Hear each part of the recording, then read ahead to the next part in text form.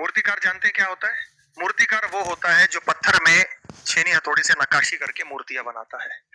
तो एक मूर्तिकार था, उसका काम था मूर्तियां बनाना। वो एक गांव से, एक शहर से दूसरे शहर, एक गांव से दूसरे गांव जाता था और जो भी उसको पत्थर मिलता था, सुंदर पत्थर जिसमें उसको टैलेंट दिखता था, कला दिखती थी कि हाँ इस पत्थर से मैं मूर्ति निकाल सकता हूं, तो वो उस पत्थर से कहता कि क्या मैं तेरे अंदर मूर्ति बना दूं। तो वो उन पत्थरों की खोज में निकलता था। जब वो रास्ते से जा रहा था तो उसे एक बड़ा सुंदर पत्थर दिखाई दिया।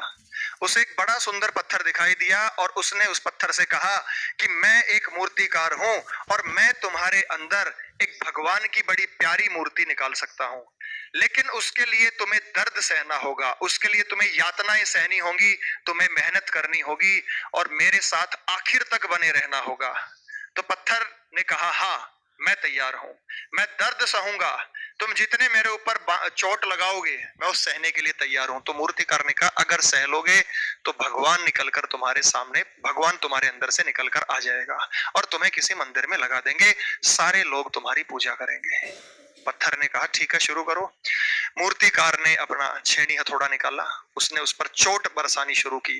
जब धीरे धीरे धीरे धीरे उस पर चोट बरसती गई तो पत्थर को दर्द होता रहा, दर्द होता रहा, दर्द होता रहा और धीरे धीरे उसमें भगवान की मूर्ति निकलनी शुरू हुई। लेकिन एक समय ऐसा आया वो पत्थर दर्द बर्दाश्त करना, उसने हाथ खड़े कर दिए कि बस करो, अब मैं दर्द बर्दाश्त नहीं कर सकता।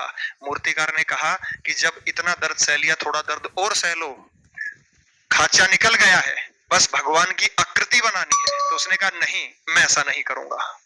तो उसका मूर्तिकार था, उसने सोचा कोई और पत्थर मिलेगा, उसने उस पत्थर को वहीं छोड़ दिया और उसने थोड़ी दूर पर एक आगे एक और ऐसा छटा हुआ बड़ा अच्छा पत्थर पड़ा हुआ था। वही सवाल उसने उस पत्थर से किया कि मैं मूर्तिकार हूं, तुम्हारे अंदर मैं भगवान की मूर्ति निकालना चाहता हूं, क्या तुम दर्द सहने के लिए तैयार हो? पत्थर ने बड़े विश्वास से कहा जी हाँ, आप जितनी चोटें बरसाइए मैं तैयार हूं, उफ तक नहीं करूंगा। मूर्तिकार ने अपना काम शुरू किया। धीरे धीरे धीरे धीरे कुछ समय बाद उसमें भगवान की एक बेहतरीन मूर्ति निकलकर सामने आ गई। उस पत्थर ने दर्द बर्दाश्त किया और उसके अंदर से एक मूर्ति निकलकर सामने आ गई। उस मूर्तिकार ने उस मूर्ति को वहां पर एक बरगद पीपल का पेड़ था उसके नीचे रख दिया। लोग जब वहां से आते जाते गुजरते देखते तो पत्थर को प्रणाम करते, भगवान की मूर्ति को नमस्कार करते, लोगों की मनोकामनाएं पूर्ण होने लगी। तो किसी ने वहां पे एक छोटा सा मंदिर का निर्माण करवा दिया। जब उस मंदिर का निर्माण वहां पे करा दिया और उस मूर्ति की स्थापना करनी थी तो मूर्ति पर नारियल जल चढ़ाना था। तो पुजारी ने लोगों से कहा कि जाओ कोई नुकीला सा कटा छटा पत्थर ढूंढ के लाओ जिससे मैं नारियल फोड़ दूं और उस मूर्ति पर चढ़ा दूं। तो वो पत्थर जो बीच में ही हाथ खड़े कर गया था कि मैं दर्द बर्दाश्त नहीं कर सकता, वो कुछ दूरी पर पड़ा हुआ था। लोगों ने देखा तीखा है, नुकीला है, उठा के ले आए, वहां रखा। पंडित जी ने नारियल उस पत्थर के ऊपर मारा और वो जल उस भगवान की मूर्ति पर चढ़ा दिया, उस पत्थर पर चढ़ाया जिसने दर्द बर्दाश्त किया था। अब वो पत्थर जो जरा सा दर्द नहीं बर्दाश्त कर पाया, जो बीच में हाथ खड़े कर गया था, वो पत्थर अब रोज दर्द बर्दाश्त करता है क्योंकि उस पर रोज नारियल फोड़े जाते हैं, रोज नारियल फोड़े जाते हैं और वो पानी उस मूर्ति पर चढ़ा दिया जाता है जिसने वो दर्द बर्दाश्त किया था। आपके साथ भी ऐसी स्थिति है।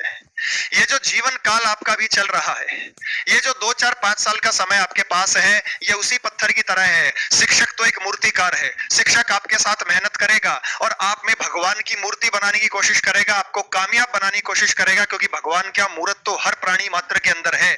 और अगर आप मेरे साथ जुड़े रहेंगे सुबह तक तो मैं कोशिश करूंगा कि आपके अंदर प्रभु की मूर्ति निकल जाए, और अगर आप बीच में छोड़ के निकल जाएंगे तो आपकी हालत उसी पत्थर की तरह होगी जो पत्थर कटा छटा हुआ वहां पड़ा था और वो पत्थर रोज उस पर नारियल फोड़े जाते हैं। तो अगर जीवन में सक्सेसफुल हो जाओगे, सरकारी नौकरी मिल जाएगी, अच्छा जीवन यापन होगा, तो आप एक भगवान की मूर्ति की तरह बनेंगे क्योंकि आप जब सक्सेसफुल हैं तो आप दूसरे लोगों को भी रोजगार देते हैं।